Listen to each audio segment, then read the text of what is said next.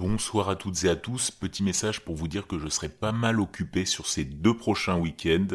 Je me rends à Paris, puis dans le Jura. C'est pourquoi cet épisode sera très sobre, mais j'espère que cette histoire va vous plaire autant qu'elle m'a plu à la lire et à l'interpréter. Je vous souhaite une excellente soirée dans le noir. Lorsque j'avais une vingtaine d'années, j'étais ce que l'on pourrait appeler une fille aventurière. Il y a une dizaine d'années, il s'est passé quelque chose qui a changé la donne. J'ai déménagé en ville, j'ai trouvé un travail ennuyeux et un appartement banal. J'ai même commencé à avoir une aversion pour les activités de plein air. Pendant tout ce temps, je n'en ai parlé à personne, sauf à ma femme actuelle, parce qu'il penserait que je suis folle. Mais je vous la confie ici, parce que vous méritez tous de l'entendre. Après tout, vous m'avez probablement sauvé la vie. À l'époque, je venais d'obtenir mon diplôme universitaire et j'avais quitté le Texas pour l'Alaska. Par désir, vous l'avez deviné, d'aventure.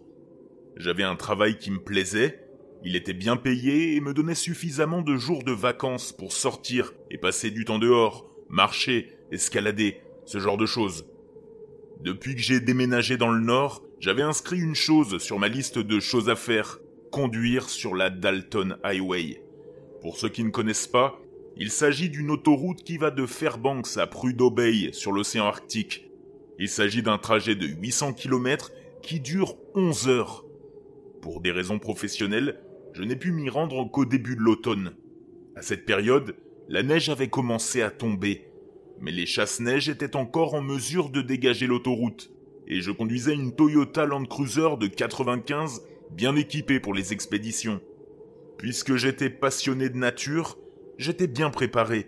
J'avais du matériel de camping, du matériel d'urgence, un téléphone satellite, beaucoup de nourriture et beaucoup d'eau, et bien sûr, suffisamment de jerrycans pour l'aller et le retour. J'avais également la plus grande invention de Sam Colt dans la boîte à gants, juste au cas où.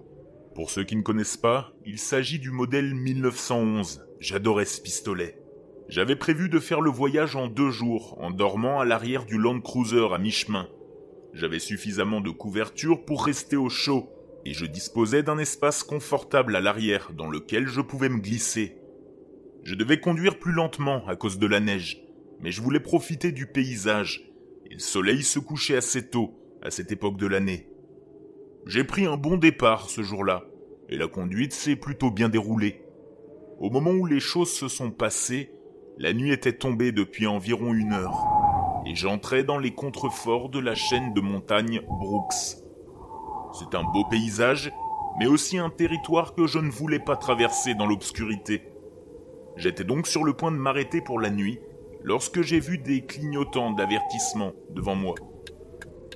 Pour ceux qui ne connaissent pas bien l'Alaska, une règle absolue veut que l'on s'arrête toujours, et j'ai bien dit toujours, quand on voit quelqu'un en détresse sur le bord d'une route isolée comme celle-ci, surtout après les premières chutes de neige. Si la personne n'est pas préparée à une situation d'urgence, il y a de fortes chances que vous puissiez lui sauver la vie, et c'est exactement ce que j'ai fait. Je me suis arrêté à côté d'un SUV Nissan, pas aussi bien équipé que le mien, mais pas mal non plus. Je me suis dit qu'il faisait la même chose que moi, le monde est petit. D'après le cric placé sous un essieu, et la roue posée à côté de la voiture, ils avaient sûrement crevé un pneu. Ce que je n'ai pas vu en revanche, c'étaient les gens. Je suis sorti de mon Land Cruiser, je me suis enfoncé dans la neige et j'ai regardé autour de moi. Il n'y a pas beaucoup d'arbres si loin au nord, mais il y a quelques parcelles d'arbres à feuilles longues, qui, sans être des forêts, peuvent être assez sombres et épaisses par une nuit de neige. J'ai crié « Hey !» et ma voix s'est éteinte à quelques mètres, comme le son le fait normalement dans les bois enneigés. « Vous avez besoin d'aide ?» Pas de réponse. Un silence de mort, à l'exception du faible cliquetis du gyrophare de leur Nissan. J'ai crié à nouveau. « Y a quelqu'un ? J'ai des outils !» Pas de réponse. Je me considérais comme une fille assez badass à l'époque, mais je dois admettre que j'étais effrayé à ce moment-là. Ce véhicule n'était certainement pas là depuis longtemps, mais il n'y avait personne dedans. En plus, le silence de mort, couplé à l'obscurité de la nuit, était inquiétant. Suffisamment inquiétant pour que je remonte dans la voiture et que j'attrape mon calibre 45 que je range dans l'une des grandes poches à l'avant de ma veste, juste au cas où. Il y avait pas mal d'ours là-haut. Je me suis approché de la Nissan et j'ai vu des empreintes de pas dans la neige. 2 empreintes de chaussures différentes. L'une était accroupie près du pneu enlevé. L'autre se tenait à quelques mètres de là, à l'arrière du véhicule. Cette dernière paire d'empreintes s'est ensuite dirigée vers la limite des arbres. Elle s'est arrêtée quelques mètres plus loin, a fait les 100 pas, puis a poursuivi sa route dans les bois. Les empreintes près du pneu font penser que la personne s'est levée et a couru après le premier. Je n'étais pas un pisteur, mais il n'était pas difficile de reconnaître quelqu'un qui court dans la neige. Là, j'ai vraiment eu la chair de poule. J'étais tenté de remonter dans la voiture et de continuer à rouler pendant un bon moment. Mais comme je l'ai dit plus tôt, cela aurait pu être une question de vie ou de mort là-haut. De plus, j'avais mon 45 sur moi, il aurait pu tuer un grizzly. C'était le pire que je puisse trouver ici. Probablement. Je suis donc parti en suivant ces 2 séries d'empreintes dans les bois. Il faisait nuit noire. Mais ne vous inquiétez pas, j'avais une super lampe de poche, bien équipée, je vous l'avais dit.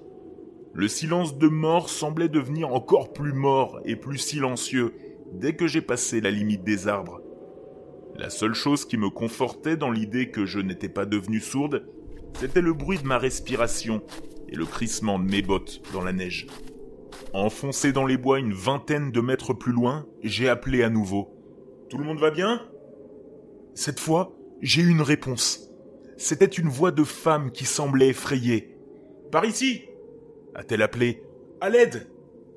Je me suis mis à courir en direction du son de la voix, éclairant les arbres de ma lumière pour essayer de l'apercevoir. « Par ici !» a-t-elle encore appelé, beaucoup plus proche. « À l'aide !» Vous vous souvenez quand j'ai dit que vous m'aviez probablement sauvé la vie ? C'est à ce moment-là que ça s'est passé. Je me suis arrêté, les poils de ma nuque se sont hérissés, et un frisson m'a parcouru l'échine. Il y avait quelque chose de bizarre dans cette voix. Je n'arrivais pas à mettre le doigt dessus, mais ça n'allait pas du tout. J'ai pointé ma lampe vers l'endroit où je l'avais entendu. « Êtes-vous blessé ?» j'ai dit, en haussant la voix mais sans crier. « À l'aide !» La voix a de nouveau appelé, mais elle était encore plus proche cette fois-ci. Je n'avais pas entendu de bruit de pas. « Par ici !» Ma prise sur la lampe de poche s'est resserrée, et mon cœur a commencé à battre la chamade dans ma poitrine. Ce n'était pas normal. À ce moment-là, j'avais lu beaucoup de livres sur le sommeil, et j'avais regardé et écouté mon lot d'histoires effrayantes. À l'époque, je ne pensais pas que ces choses étaient réelles, mais ce qui m'arrivait me semblait trop familier, et cela déclenchait des signaux d'alarme. Quelque chose dans cette situation précise me tiraillait l'esprit, comme quelque chose qui devait me terrifier. J'ai essayé encore une fois. « Quel est votre nom ?» La voix a crié « À l'aide !» et elle ne devait pas être à plus de quelques mètres. Cela a suffi pour que j'échange ma lampe avec ma main gauche et que je sorte le Colt avec ma main droite. J'ai pointé les 2 dans la direction de la voix et j'ai enfin pu apercevoir autre chose que des arbres. Au loin, à peine visible, je pouvais voir un paquet de quelque chose allongé dans la neige. Il était de taille humaine et la neige, tout autour, était tachée de noir. Ma tête était en train d'assimiler ce qu'elle voyait quand j'ai vu un mouvement entre moi et le corps. Oh merde, c'était un corps. J'ai pointé ma lampe de poche et mon pistolet vers la source du mouvement. C'était un humanoïde, avec 2 bras et 2 jambes. Mais tout n'était pas parfait. Les membres étaient trop longs, et ils étaient trop grands. Ses cheveux étaient fins et rudes. Il avait des bois, des putains de bois. Et son visage, qui était aussi, je vous l'assure, vraiment pas normal, était taché de ce que je ne peux que supposer être du sang. J'ai tiré 2 fois, et je me suis enfui. Je ne sais pas si les balles l'ont ralenti. Je ne sais même pas si je l'ai touché. J'ai couru plus vite que je ne l'avais jamais fait auparavant. Et d'après les craquements de branches et de neige derrière moi, il était en train de me poursuivre. J'avais l'impression que mon cœur allait exploser, et mes poumons brûlaient à force d'aspirer l'air glacé. 1 ou 2 fois, j'ai vu la mort défiler devant moi, et j'ai failli perdre pied dans la neige. Mais j'ai réussi à rester debout. Alors que je courais, j'entendais d'autres craquements, d'autres froissements. Pas seulement derrière moi, mais tout autour, il y en avait d'autres. J'ai eu beaucoup de chance cette nuit-là. J'ai eu la chance d'avoir repéré le corps, d'avoir couru assez vite pour ne pas tomber à la renverse, d'avoir eu de la chance qu'aucun des je ne sais quoi, j'ai une idée mais je préfère pas y penser, n'ait été un peu plus proche ou plus rapide. J'ai eu de la chance d'avoir lu suffisamment d'histoires effrayantes pour que ma sonnette d'alarme se déclenche. Et j'ai eu de la chance que le pauvre couple dans cette Nissan se soit retrouvé coincé là et ait subi le sort macabre qu'il a connu. Après tout, même s'il n'y avait pas eu la voiture en warning, j'avais prévu de m'arrêter. J'aurais été là dans ces mêmes bois, en train de dormir. Je ne veux pas penser à ce qui me serait arrivé si cela avait été le cas. J'ai atteint ma voiture, que j'ai encore eu la chance d'avoir laissée en marche, pensant que je n'irais pas loin. J'ai sauté dans la voiture, j'ai claqué et verrouillé la porte et j'ai enclenché la marche arrière, lorsque j'ai vu des formes sombres et élancées sortir des arbres. En avançant, les phares ont révélé ce qui me poursuivait. Je ne peux pas dire exactement combien ils étaient. Au moins une demi-douzaine. Ils étaient tous semblables, pâles, élancés, au point d'être presque blancs, avec diverses formes de bois et des habits de type primitif. J'ai fait marche arrière aussi vite que j'ai osé, sans risquer de sortir de la route et de me condamner à une mort certaine. J'ai reculé pendant un bon 200 mètres, avant d'avoir le courage de faire demi-tour. Puis, j'ai filé sur l'autoroute jusqu'à Fairbanks, ne m'arrêtant que lorsque j'ai trouvé un hôtel sympa et bien éclairé, en plein milieu de la ville. Le lendemain, j'étais de retour à Anchorage. J'ai pensé à appeler les State Troopers, la police, parce que quelqu'un allait trouver la Nissan, et probablement les corps. Ils trouveraient mes douilles, mes traces de pneus, et je pourrais me retrouver suspecté de meurtre. J'ai décidé de ne pas le faire. Si je me dénonçais, je serais de toute façon suspecté de meurtre, et ils sauraient que c'était moi. Il valait mieux parier que personne ne pourrait me relier à cette scène, surtout en étant aussi éloigné de la région que je l'étais. La semaine suivante, j'ai fait mes valises. J'ai renoncé à mon travail de rêve et à mon appartement, et je suis retourné au Texas. La police n'est jamais venue frapper à ma porte, alors je pense que j'ai fait le bon choix. Je fais encore des cauchemars à propos de ces choses mauvaises qui m'ont poursuivi. Je souffre probablement d'un syndrome de stress post-traumatique, mais ce n'est pas comme si je pouvais en parler à un thérapeute sans finir dans un asile d'aliénés. Je ne suis plus une fille aventureuse. Je ne vais jamais nulle part la nuit, et je reste en ville autant que possible. Je n'en suis pas sortie indemne, mais j'en suis sortie vivante, ce qui est déjà mieux que le couple de la Nissan. J'ai eu de la chance.